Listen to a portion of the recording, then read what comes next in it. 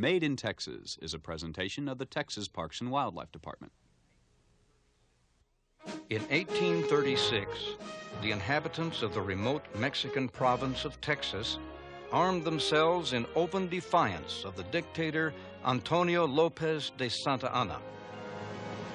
General Santa Anna personally led his army northward to crush the rebellion. He quickly surrounded William Barrett Travis and his men in the Alamo at San Antonio. Meanwhile, elected delegates from settlements across Texas gathered in the raw Brazos River town of Washington.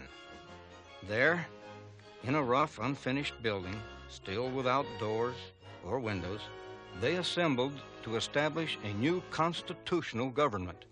In the face of the danger posed by Santa Anna's advancing armies, the Texians unanimously declared independence.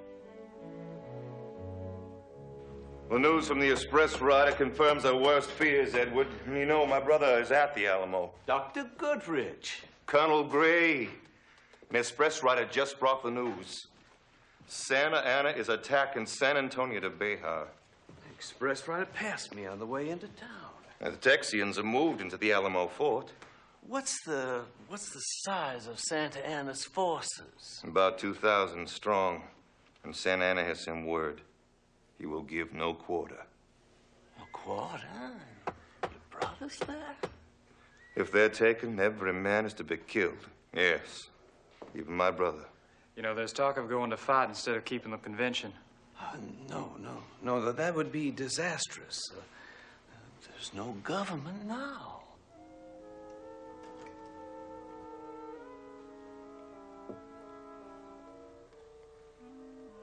I have an idea. Well, that's news. Let's send Governor Smith and his provisional government to lead the charge against Santa Anna. Mr. Collinsworth, I thought you led the charge last year. Collins's army was chased clear across the Rio Grande. Pray tell us, sir, how is it General Santa Anna is back with a new army? We just burnt his tail last year. This year we'll cut it off. And Mr. Potter, at least I did the chasing. It wasn't me that got run out of town for gambling. I thought Collinsworth was one of General Houston's men. Oh, that he is. And they are patriots.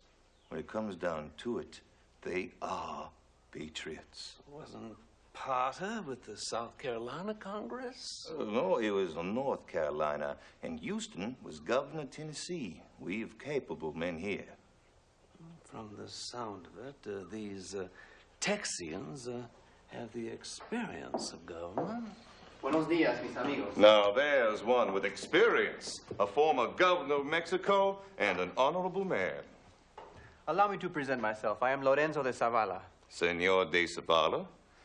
May I please acquaint you with Colonel William Fairfax Gray of Virginia. Colonel Gray has come to us with an offer of a loan to help us fight this Gothic monster who would deprive us of our democracy. Santa Anna cannot run long. We are in need of men like you. The powers of the old families will eventually bring him down. But for now, we must fight. But first, there must be a government with power. You understand these things. I am afraid that the provisional government has been a poor attempt at power. General Houston's here. A scoop of whiskey for General Houston. Well. Well, Lieutenant Conrad, what brings you to Washington town? Sir, after you left Refugio, the boys elected me to come up here and make sure the new government remembered to pay its soldiers. You have my sympathies there, Lieutenant. Thanks. What news of the Alamo, sir? An express from Colonel Travis came yesterday. He sustained continual bombardment and cannonade for 24 hours and has not lost a man. Santa Anna's demanded a surrender. Otherwise, the garrison will be put to the sword. He answered with a cannon shot. Damn it! He's locked up in that fort and he can't move around. I ordered Travis to blow up the Alamo and to leave. He's determined not to retreat or surrender. Hey, boys, toast to independence. To independence, sir.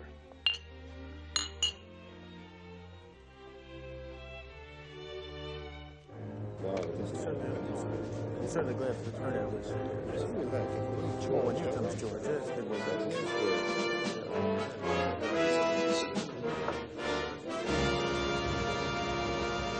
Gentlemen, the afternoon session will come to order. Has the Credentials Committee determined whether we have a quorum? Thank you, Mr. Parmer. Yes, we have 41 delegates present, representing 21 of 22 recognized municipalities. This gives us sufficient representation to organize a free government. Mr. President, we have a quorum. Acceptance of the report has been moved. Is there a second? Second. All in favor? Aye. The report of the Credentials Committee is approved. I move that this convention proceed to the election of a permanent president. I second. Is the convention resolved to elect a permanent president? Aye. Mr. Chairman, I should like to nominate Richard Ellis, delegate representing Pecan Point, to the presidency. Mr. Ellis has been nominated. As many as are of the opinion that Mr. Ellis serve as president, say aye. Aye. As many as are of the contrary opinion, say no. Mr. Ellis has been unanimously elected president of the convention.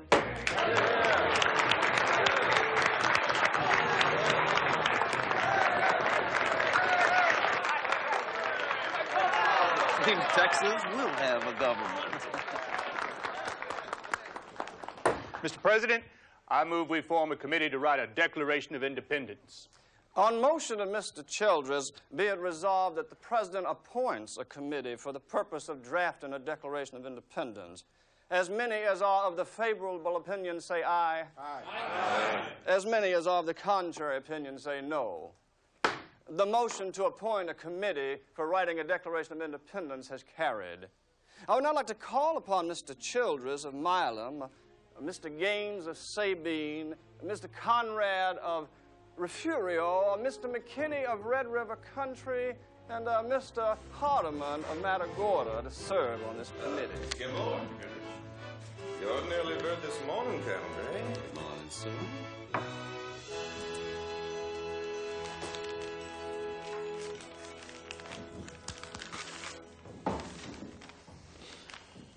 Mr. President, the committee to draft a Declaration of Independence is ready to report.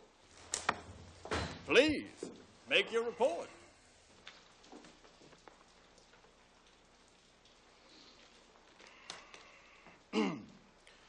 When a government has ceased to protect the lives, liberty, and property of the people from whom its legitimate powers are derived, and for the advancement of whose happiness it was instituted, and so far from being a guarantee, we do hereby resolve and declare that our political connection with the Mexican nation has forever ended, and that the people of Texas do now constitute a free, sovereign, and independent republic.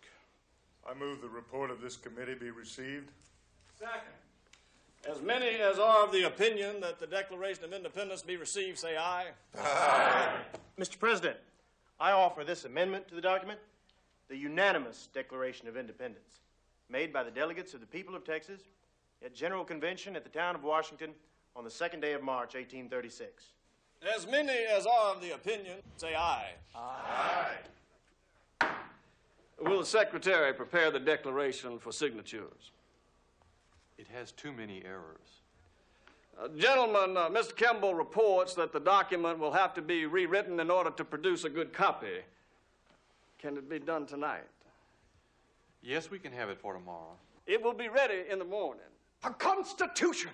An independent republic needs a proper constitution.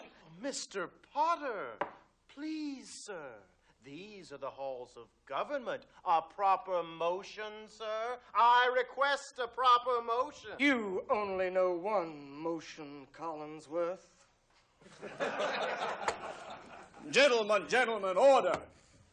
Now be it resolved that the President appoints a committee consisting of one member from each municipality with the purpose of writing a constitution for the independent Republic of Texas. Yeah. I have an express from Colonel Travis to General Houston.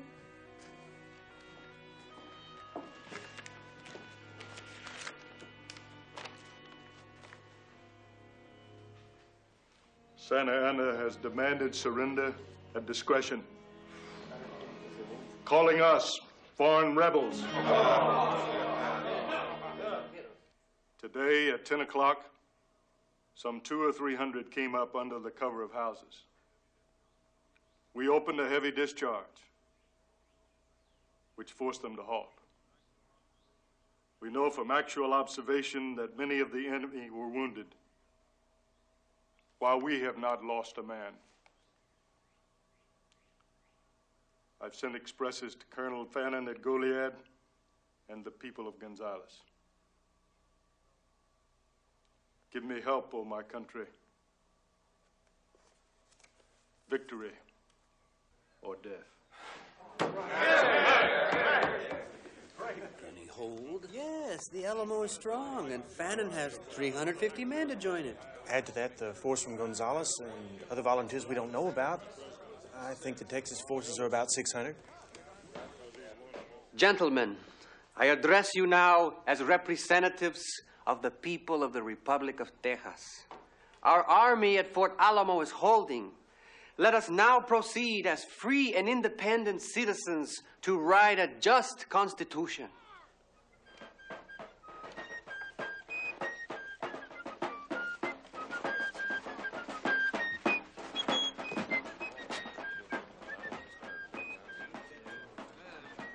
Well, Colonel Rusk. Colonel Gray, what news? Well, the delegates are beginning to sign the document. So soon? Mr. Childress brought a copy of the Declaration in his saddlebag.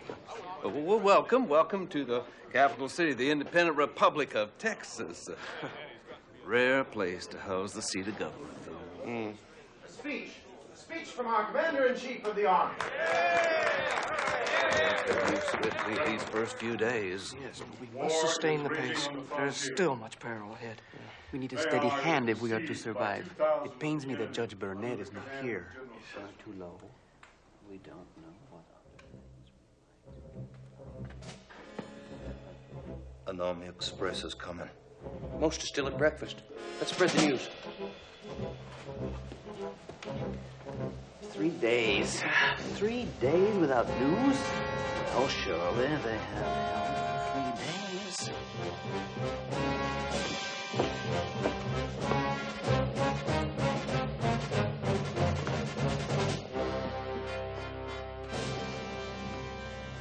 A company of 32 men from Gonzales made their way in. The walls are generally proof against cannonballs. We have been fortunate not to lose a man, and we have killed many of the enemy. Colonel Fannin is said to be on the march to this place, but I fear it is not true. I have repeatedly sent to him for aid without receiving any. A blood-red banner waves from the church at Behar and another in the camp above us, in token that the war is one of vengeance against rebels. No! Mr. President, I move this convention immediately adjourn, arm ourselves, and march to the relief of the Alamo. Mr. Potter's motion is madness! Madness! We must go to their aid. The army is disorganized. We don't have a government. Gentlemen, if we do not put together a government here today, if we do not establish a central authority, all is lost. We don't even have the funds to purchase guns. And who's going to give them? Colonel Rusk is correct in his statement. The Army is disorganized. My duty is at the front. If mortal power can avail, I'll relieve Colonel Travis and his men at the Alamo.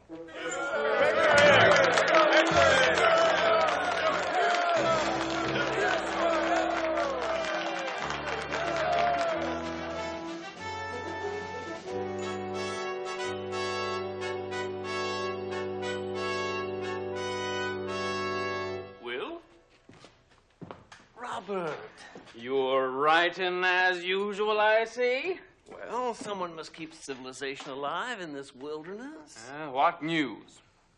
No news from the Alamo in 5 days.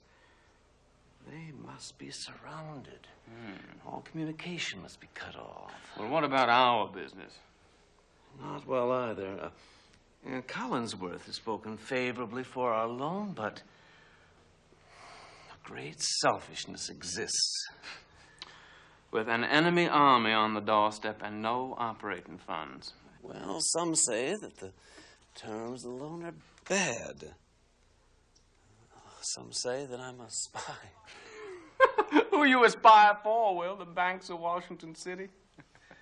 Well, to national faith and to credit, these men are insensible. Besides Collinsworth, is there no support? Yes, Senor de Zavala. He thinks the terms are too low. That's him sitting over there.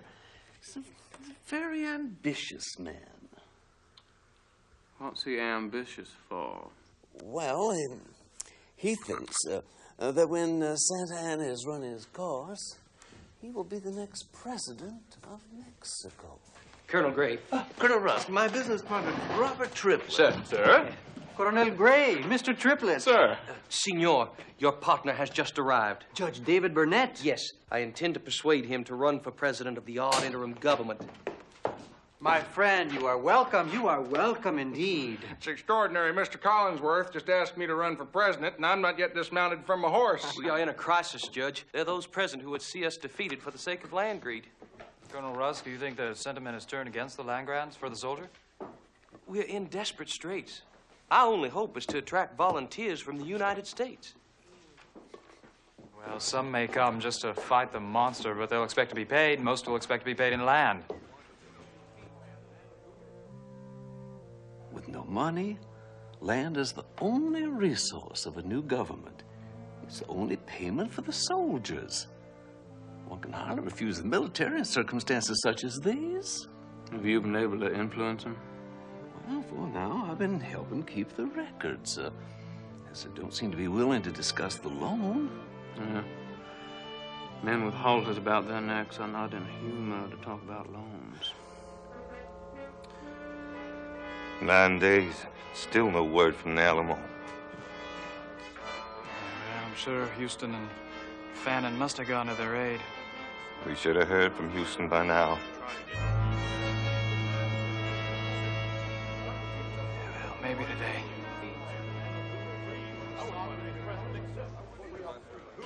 This business drags on, but it begs the question of money. Well, perhaps today we'll see the completion of the Constitution. Well, once they have the Constitution, then there's been another month log room for high office. There does seem to be a great deal of interest in becoming president of this besieged, bankrupt republic.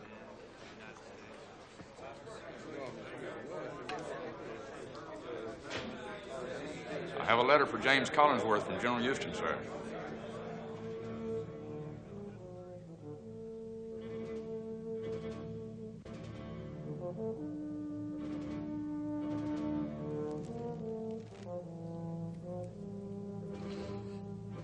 Sunday, the 6th. The Alamo was overrun at the dawn of the day by about 2,500 men. The attack was carried out shortly before sunrise at a cost of 500 Mexicans killed and as many wounded.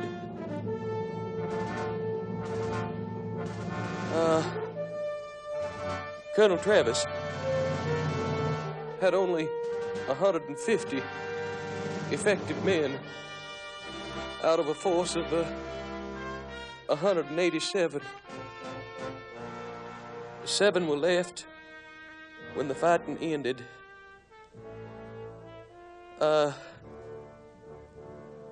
They surrendered and called for quarter. They were murdered by Santa Anna's order. Los tejanos solo tenían 150 hombres. De ellos solo quedaron 7 vivos. Colonel Bowie, sick in his bed, was also murdered. El único que quedó fue Jim Bowie y lo mataron en su cama. On the coast, Dr. Grant's men as well as Colonel Johnson's, have been murdered. I'm at a loss to know where my express will find Colonel Fannin.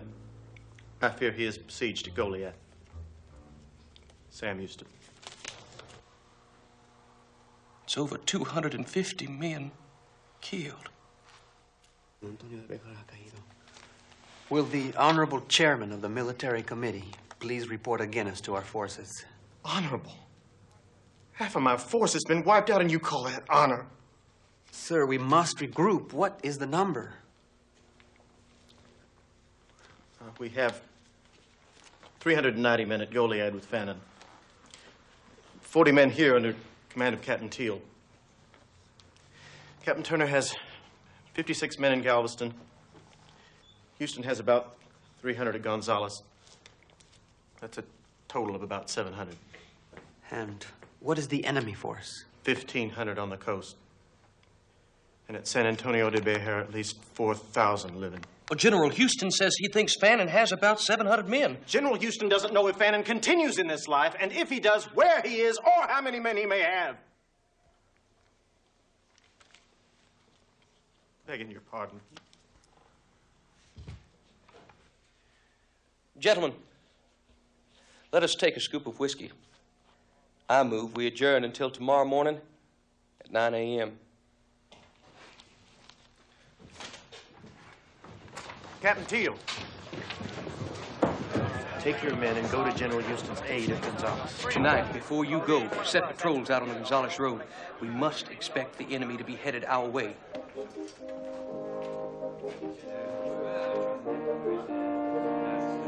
The wording is title shall be null and void. Which section is that? Section 12.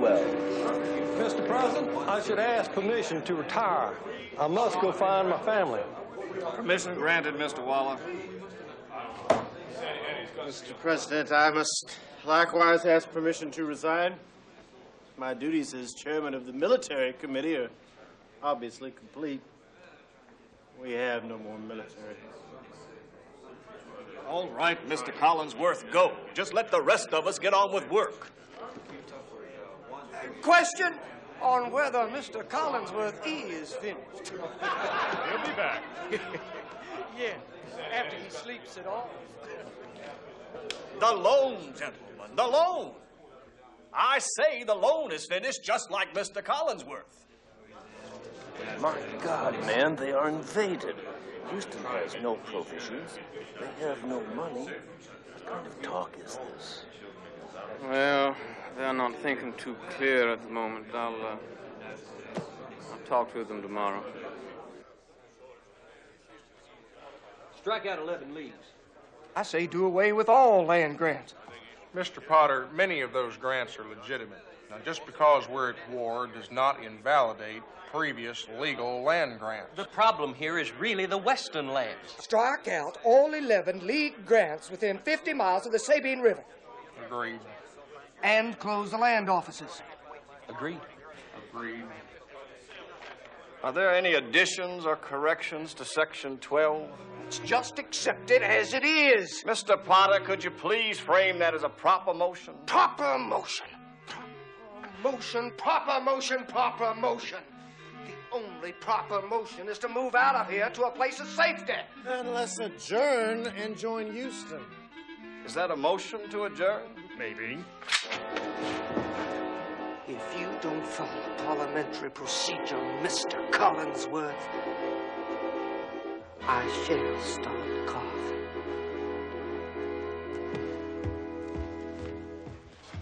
Santa Ana's upon us. He's not 20 miles down the road. Gentlemen, I propose that we adopt the Constitution and at least go to battle as a duly constituted republic. Gentlemen, let us proceed to the election of an odd interim government.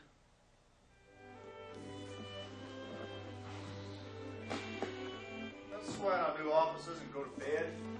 Who should do the swearing in? You should, Mr. Ellis. An official transfer of power from yourself to me. Very well.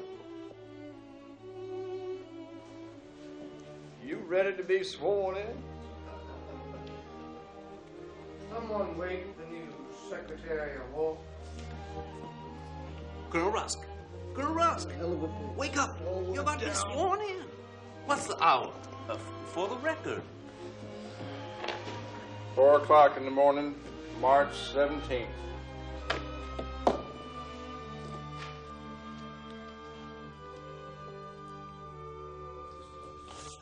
The date on the Constitution is March 16.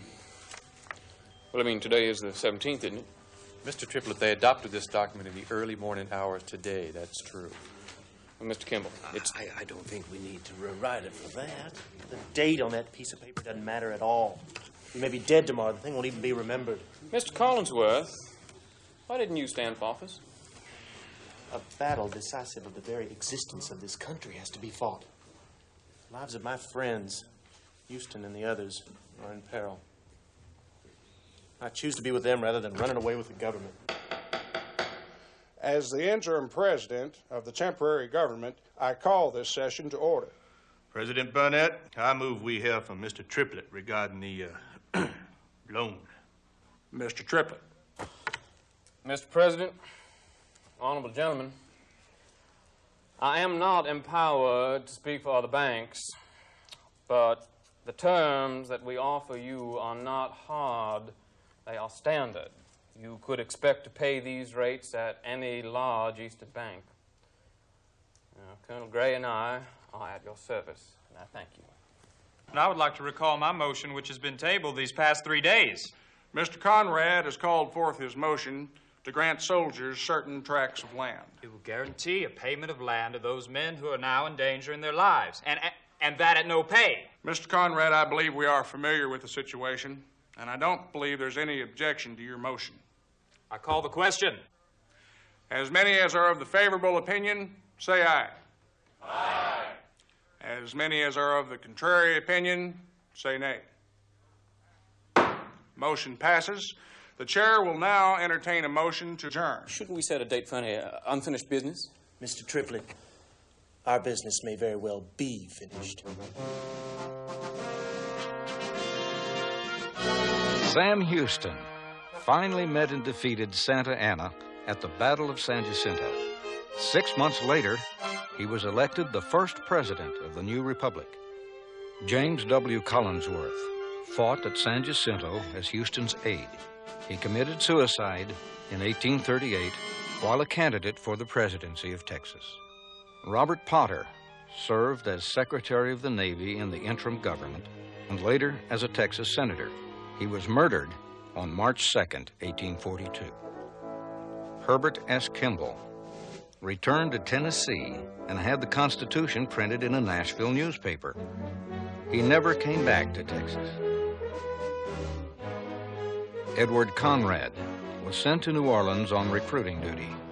A land grant program in 1837 fulfilled his pledge for soldiers' pay.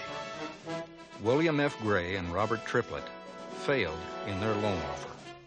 Triplett returned to Kentucky, and Gray settled in Houston. David G. Burnett barely escaped capture by Santa Anna's troops just before San Jacinto. He held the new republic together until the official government was elected. Done in convention at Washington on the 17th of March, the year of our Lord, 1836, the first year of the independence of the Republic of Texas.